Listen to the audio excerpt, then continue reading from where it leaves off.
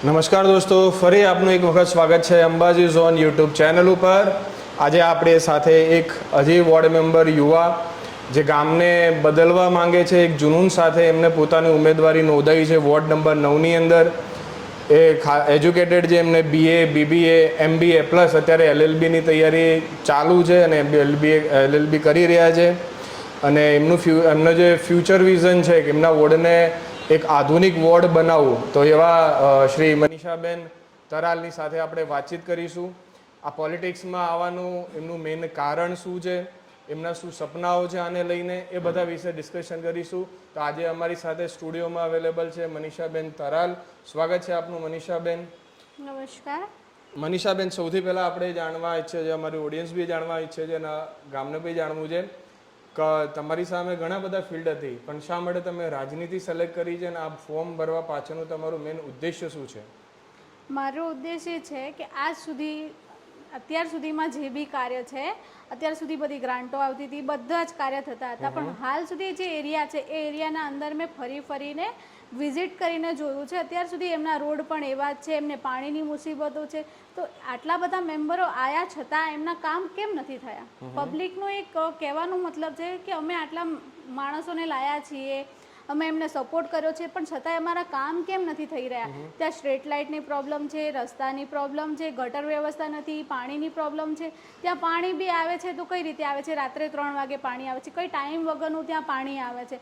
પછી બોર ત્યાં એક જ છે, એ બોર બગડી જાય તો પાણી માટે લોકો એટલા પરેશાન થાય છે કે એમને પાણી માટે 6-6, 7-7 દિવસ બેસી રહેવું પડે છે. પાણી વગર જલ એ જીવન જ છે. અત્યારે મેઇન ઉદ્દેશ પાણી છે, પાણી વગર કશું શક્ય છે જ નહીં. તો પબ્લિકને એમ છે કે અમે આટલું બધું કરવા છતાં અમારા કામ કેમ નથી થઈ રહ્યા?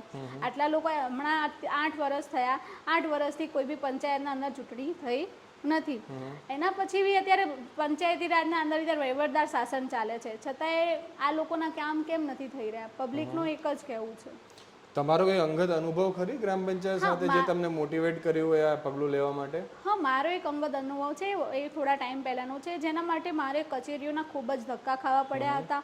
અને એ હું ભણેલી હતી, યુવા હતી, ત્યારે હું દોડી શકી છું. બાકી જે નોર્મલ પીપલ છે એ લોકોને કંઈ નોલેજ ના હોય તો એ લોકો હેરાન પરેશાન થઈ શકે છે.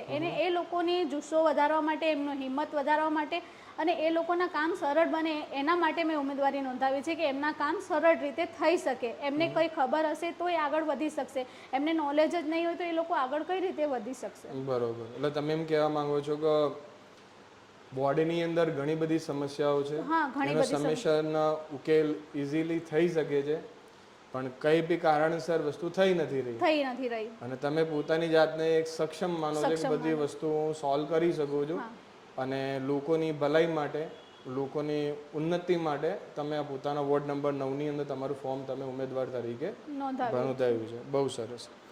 હવે આપણે જાણીશું કે વોર્ડ નંબર 9ની અંદર કયા કયા એરિયાઓ આવે છે અને એ એરિયાઓની અંદર લોકોની શું શું સમસ્યાઓ છે. તમે વોર્ડ ઉપર ગયા હશો, વોર્ડની અંદર લોકો સાથે તમારી ચર્ચા થઈ હશે, તમે જાતે બી બધી વસ્તુ જોઈ હશે, તો લોકો વચ્ચે તમને શું ફીડબેક મળ્યું છે, લોકોની શું સમસ્યાઓ છે, એના વિશે વાત કરો. ફર્સ્ટ તો આવે છે પાવર હાઉસ પાછળનો એરિયા. ત્યાં ગંદકીની બહુ સમસ્યા છે, રોડની સમસ્યા છે. ત્યાં ઘણા વર્ષોથી એક જ રોડ છે, એ ક્યારે મેં રિપેર જોયો જ નથી. હું ગામની જ દીકરી છું, હું ક્યારનો એ રસ્તો જોયો છે, હજી સુધી એ રસ્તાનું કોઈ નિરાકરણ આવ્યું. પાવર હાઉસ પાછળનો વિસ્તાર એટલે કઈ જગ્યાએ એક્ઝેક્ટ? આ ગ્રામ પંચાયતના જે બિલ્ડિંગ છે એના પાછળની સાઈડ? એની પાછળનો ત્યાં આગળ બહુ બધી ગંદકી ત્યાં જ નાખવામાં આવે છે અને એ રસ્તા ઉપરથી ચાલવું નીકળવું બી બહુ કાઠું છે, બહુ મહેકાય છે વસ્તુ. અને ત્યાંના રોડ બી એટલા ખરાબ છે કે કોઈ બી માણસ બીમાર હોય, ત્યાંથી પસાર થવું હોય તો થોડી વાર તો વિચારવું પડે કે અહીંથી નીકળીએ કે ના નીકળીએ. 108 પણ કોઈ 108 બોલાવી હોય તો 108 બી આવે તો બી એને એમ પ્રોબ્લેમ થઈ શકે કે ભાઈ આટલા ખાડા ખપચાવાળા વિસ્તારમાં એ કઈ રીતે આવી શકે. અંદર જે ગલીઓ છે ત્યાં ગલીઓના અંદર બી ખાડા ખપચાવાળા રસ્તા છે, ત્યાં અંદર 108 પણ આવી નથી શકતી એટલી ગલી છે, સાંકડી ગલીઓ ત્યાં છે પાવર હાઉસના પાછળના વિસ્તારમાં. આ વિસ્તાર જેમ દેખાય છે પાવર હાઉસ, ગ્રામ પંચાયતની બિલ્ડિંગને જે બાજુમાં ગળી છે ત્યાંથી લઈને પોલીસ સ્ટેશનની સામે જે નીકળે છે એ આખો જે એરિયો આવે છે એ આખો જે એરિયો પાવર હાઉસ પાછળનો એરિયામાં. ઓકે, સામેનો પણ વિસ્તાર છે. એના પછીનો છે એરિયા આપણે એવલાબીડી છે. એવલાબીડીની સામેનો વિસ્તાર છે.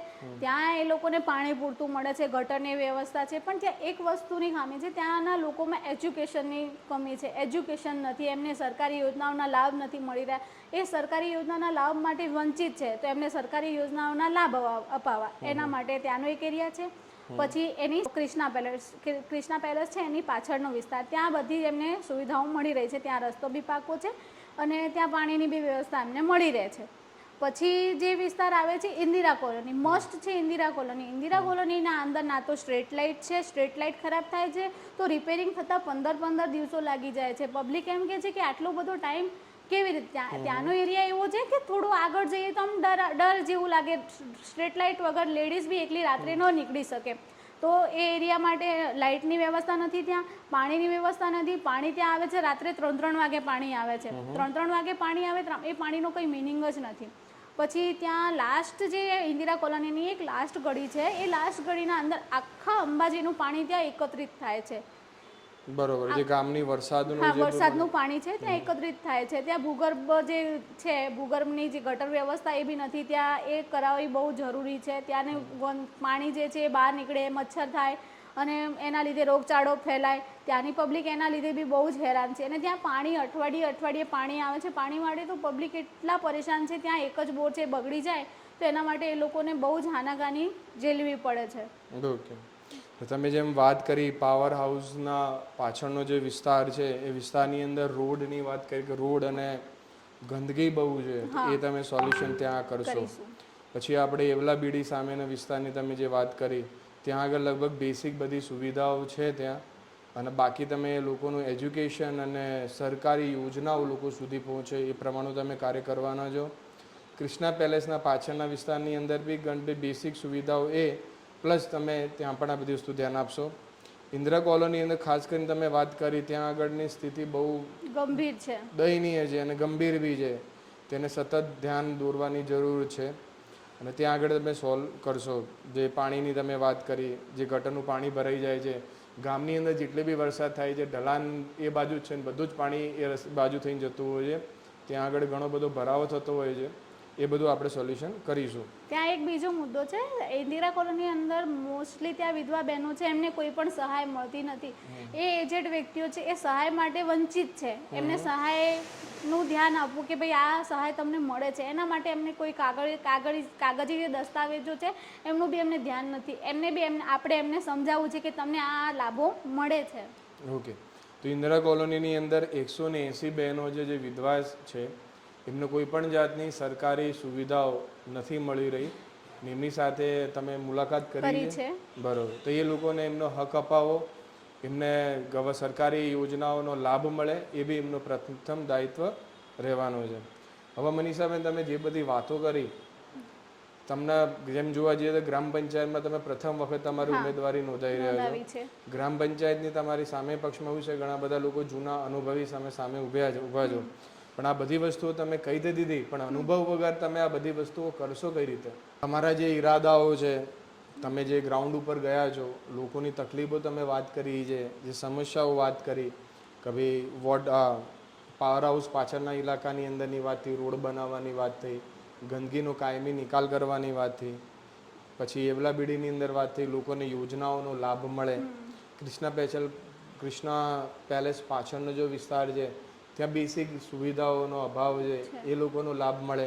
અને ઇન્દિરા કોલોનીની તમે જે વાત કરી, જ્યાં ઘણી બધી તકલીફો છે, વિધવા બહેનોને સહાય યોજના અપાવી, ગટરની વ્યવસ્થા બનાવી, પાણીની યોગ્ય નિકાલ કરવું છે અને લોકોને પૂરતું પીવા જતું પાણી મળી રહે સમયસર, ટાઈમસર. આ બહુ મોટા ચેલેન્જો છે અને ગત વર્ષનો ગ્રામ પંચાયતનો તમને કોઈ પણ જાતનો અનુભવ પણ નથી. તો આ બધી જે બી સમસ્યાઓ છે એનું સમાધાન તમે કરશો કઈ રીતે? એના વિશે તમારે શું વિચાર્યું છે, શું પગલાઓ તમે લેશો?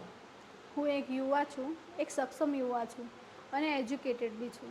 સાથે સાથે એક ચેલેન્જ લઈને પણ આવી છું કે ભાઈ આ જે યોજનાઓ છે અંબાજીની અંદર જે બી ગ્રાન્ટ આવશે, નાણાં પંચની જે બી ગ્રાન્ટ આવશે એ 18 વોર્ડની અંદર ડિવાઈડ થશે. 18 વોર્ડની અંદર ડિવાઈડ થશે તો મારા વોર્ડની જે બી ગ્રાન્ટ આવે છે એ મારા વોર્ડમાં જ વપરાય, એનો જે સરખો ઉપયોગ છે એ ઉપયોગ થઈ શકે. અને સાથે સાથે અમુક બીજી ગ્રાન્ટ છે, એટીવીટીની ગ્રાન્ટ છે, સ્વભંડોળની ગ્રાન્ટ છે, નાણાં પંચની ગ્રાન્ટ છે, જિલ્લા પંચાયતની ગ્રાન્ટ છે, એ અમુક ઘણી બધી ગ્રાન્ટ છે. એ ગ્રાન્ટ અહીંયા આવશે ને એ એના માટે આપણે પ્રયત્નો કરવા પડશે, આગળ જવું પડશે, દોડધામ કરવી પડશે, એને માઇન્ડમાં લઈને ચાલવું પડશે કે એના માટે સખત પ્રયત્નો કરવા પડશે, ત્યારે આ ગ્રાન્ટ આપણને મળશે. અને એ ગ્રાન્ટનો ઉપયોગ મારા જે બી વોટરો છે, મારા જે એરિયાના બધા મેમ્બર છે એમને આ ગ્રાન્ટ સરખે ભાગે મળી રહે ને એમનું કામ થઈ રહે, એમની જે સમસ્યા છે એમની સમસ્યાનો નિકાલ આવી રહે, એ મારા સખત પ્રયત્નો હું કરીશ.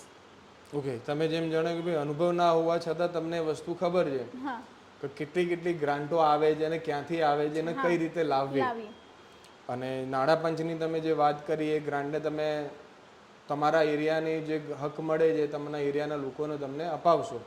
અને બીજા જે બી પ્રોબ્લેમ હોય છે એને સોલ્યુશન કરવા માટે જ્યાંથી બી ગ્રાન્ટ આવી શકતી હોય એ લાવવા માટે તમે પ્રયત્ન કરશો અને પોતાની ગ્રાન્ટ તમે ઉપાડશો.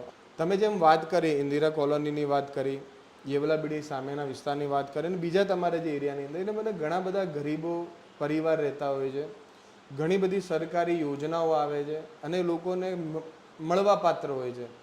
ડોક્યુમેન્ટના અભાવના કારણે, શિક્ષાના અભાવના કારણે ઘણી બધી એવા પરિબળો છે જે એમને યોજનાના લાભ લેવાથી રોકે છે. મનીષાબેન, જેમ તમે બધા એવા પરિવારો છે એમને ખરેખર સરકારી યોજનાની ખૂબ બધી જરૂર છે, એ લોકોને સરકારી યોજનાનો લાભ તમે કઈ રીતે અપાવીશો એના વિશે થોડી માહિતી આપો. મારા વોર્ડ નંબર 9ની અંદર ઘણા એવા પરિવાર છે, એમાં મધ્યમ વર્ગ બી રહે છે, નોર્મલ દરેક કેટેગરીની પબ્લિક રહે છે ત્યાં. તો એમની પાસે સરકારી દસ્તાવેજોના અભાવ છે, એમની પાસે ડોક્યુમેન્ટનો અભાવ છે. તો એમના ડોક્યુમેન્ટ ક્લિયર કરાવીશ, એમની પાસે કયા ડોક્યુમેન્ટ ખૂટે છે એ બધા સાથે કરાવીશ કે ભાઈ કયા ડોક્યુમેન્ટ કઈ યોજનાના અંદર કયા ડોક્યુમેન્ટની જરૂર પડે છે, કાગજી દસ્તાવેજ એમની પાસે ક્લિયર કરાવીશ. ક્લિયર કરાયા પછી એને સબમિટ કરાવવાનું હોય છે જે તે કચેરીએ જઈને. તો જે તે કચેરીએ જઈને એ લોકો એમને કચેરીઓનું જ્ઞાન ના હોય કે કઈ કચેરીએ જઈને કયા દસ્તાવેજ જમા કરાવવા છે, તો એની માટે હું એમના સાથે રહીને એમનું કામ કરાવડાવીશ. અને જો મારી પાસે જે મેમ્બરો છે એ વધારે છે તો એની માટે હું મારા જે પણ અહીંયા સરપંચ આવશે એમની સાથે ડિસ્કસ કરીશ. ડિસ્કસ કર્યા પછી આગળ જે બી ટીડીઓ છે કે જિલ્લા પંચાયતમાં છે તો એમની સાથે મળીને એમને એક પત્ર લખીશ કે ભાઈ અમારી કામની અંદર મારા વોર્ડની અંદર આ સમસ્યા છે ને એની માટે અમારે એક કેમ્પનું આયોજન કરવું છે, તો એની માટે તમે અહીંયા પધારો ને જે બી અમારા લોકો છે એમને જે વસ્તુનું જ્ઞાન નથી તમે એમને જ્ઞાન આપો ને એમનું જે પ્રોસેસ થાય છે એની પ્રોસેસનું ધ્યાન આપો. સરસ સરસ. એટલે મતલબ પહેલો સ્ટેપ તમારો રહેશે કે લોકોને આઈડેન્ટિફાઈ કરવા, પછી એમનો ડોક્યુમેન્ટેશન જોવા અને ડોક્યુમેન્ટ પૂરતા ના હોય તો પૂરા કરાવવા. જો સંખ્યા માત્રામાં વધે તો એની માટે કેમ્પનું આયોજન કરવું જેથી લોકોને ધક્કા ના ખાવા પડે અને એ લોકોને યોજનાનો લાભ મળે. ખૂબ સરસ, ખૂબ સરસ. ઓકે, હવે એક ક્વેશ્ચન જે બહુ એ છે કે 5 વર્ષ પછી જે તમને લોકો તમને સપોર્ટ કરે અને ખરેખર તમે જીતી જાઓ તો 5 વર્ષ પછી તમે તમારા વોર્ડને કેવું કરવા માંગો છો? શું વિઝન છે તમારો? પહેલો તો જે છે મારા વોર્ડને હું એક સ્વચ્છ જોવા માંગુ છું કે મારો વોર્ડ એક સ્વચ્છ રહે, ગંદકી મુક્ત રહે, કે ત્યાં ગંદકી બહુ જ છે, રોડનો અભાવ છે, ગંદકી મુક્ત રહે. પછી રોડ છે, રોડ પાકા રસ્તાઓ બને, સ્ટ્રીટ લાઇટ થાય, પાણીનો અભાવ છે ત્યાં એક જ બોર છે તો બને ત્યાં સુધી ત્યાં એ લોકો સુધી ધરોઈનું પાણી પહોંચાડવું. પછી શિક્ષણનો જ્યાં અભાવ છે ત્યાં શિક્ષણ એ લોકોને પ્રોત્સાહન આપવું, એમને આગળ વધવામાં મદદ કરવી, જે બી યોજનાઓનો લાભ નથી મળી રહ્યા એમનું એમને ધ્યાન આપવું કે ભાઈ આ યોજનાઓ આવે છે એના માટે એમને દોરિત કરવા. અને હું જે બી મારા વોર્ડના મેમ્બરો છે એમને એકદમ જુસ્સાથી જોવા માંગુ છું કે એ પોતાનું કામ કરાવી શકે અને જો ના કરાવી શકતો હું એમને સાથે મળીને બી એમના આગળ કામ કરાવી શકું. ઓકે, તો 5 વર્ષનું તમારું વિઝન બહુ ક્લિયર છે. રોડ, રસ્તા, ગટર અને પાણી બેસિક જરૂરિયાતો દરેક વ્યક્તિ સુધી જે અત્યાર સુધી જે થતું આવ્યું છે કે પેલું એક તૂટે ને બીજું મળે ને બીજું તૂટે બીજું મળે, એક નહીં થાય અને કમ્પ્લીટલી બધાને વ્યવસ્થાઓ મળશે. સાથે સાથે યોજનાઓ અને શિક્ષણ તરફ બી તમારું ધ્યાન રહેશે જેથી વોર્ડની પ્રગતિ થાય. સરસ, ખૂબ સરસ. એક બીજો છે મારા વોર્ડની અંદર હું એકતા જોવા માંગુ છું. જે બી મારા વોર્ડના મેમ્બરો છે એ બધા એકતાથી રહે ને સાથે મળીને રહે અને જુસ્સાથી આગળ કામ કરે, એ જ મારો ઉદ્દેશ છે અને એના માટે મેં ઉમેદવારી નોંધાવી છે.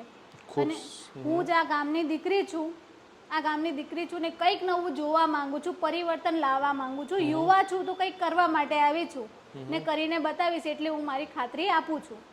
ખૂબ સરસ. એમનો એનર્જી અને એમનો ઉત્સાહ જોઈને એવું લાગે છે કે ખરેખર આમને એક મોકો મળવો જોઈએ અને કંઈક કરી બતાવશે. જૂની જે બી રાજનીતિ થઈ છે, જૂની જે બી પ્રક્રિયાઓ હતી, એ બધી સિસ્ટમની અંદર કોઈ પણ જાતનો પ્રોત્સાહન અથવા વિકાસ જોવા મળ્યો નથી. તો ખરેખર એમને એક ચાન્સ મળવો જોઈએ છે. અમારા અંબાજી ઝોન યુટ્યુબ ચેનલના માધ્યમથી 9 નંબર વોર્ડના મેમ્બરો માટે મનીષાબેન કંઈક મેસેજ મોકલવા માંગે છે, તો તમે કહી શકો છો તમારા વોટરને. ગામની દીકરી કામની દીકરી, અને એક જ ઉદ્દેશ કહેવા માંગુ છું કે યુવા છું, કંઈક કરવા માટે આવી છું ને મારા જે વોર્ડના મેમ્બરો છે એ કોઈ બી જગ્યાએ અટકાય નહીં ને બધી એમને જે બી સુવિધાઓ છે, જે બી જીવન જરૂરિયાત સુવિધાઓ છે એ મળી રહે અને એ કોઈ બી યોજનાઓથી વંચિત ના રહે, એ માટે હું આવી છું. તો પ્લીઝ મને સપોર્ટ કરવા વિનંતી. ખૂબ ખૂબ આભાર. અંબાજી ઝોન યુટ્યુબ ચેનલ ઉપર બીજા વોર્ડ મેમ્બર, સરપંચના ઉમેદવાર અથવા બીજા કોઈ વ્યક્તિ જે પોતે આવવા માંગતા હોય, પોતાનો વિચારો રજૂ કરવા માંગતા હોય, તો નીચેના નંબર ઉપર કોલ કરી અને પોતે બુક કરાવી શકે છે. અને આપણે પ્રયત્ન એ જ રહેશે કે અંબાજીના લોકો સુધી યોગ્ય શિક્ષણ પહોંચવું, યોગ્ય માહિતી પહોંચવી અને લોકોનો વિકાસ થાય, તે ઉદ્દેશ્યથી આ ચેનલની શરૂઆત કરવામાં આવી છે. આપનો ખૂબ ખૂબ આભાર મનીષાબેન, તમે અહીંયા આવ્યા. અને એક સમય છે બદલાવનો, તો દરેક લોકો પરિવર્તન સ્વરૂપે આગળ આવે અને પરિવર્તનને માણે અને ગામને આગળ વધારે. આપનો ખૂબ ખૂબ આભાર. જય અંબે.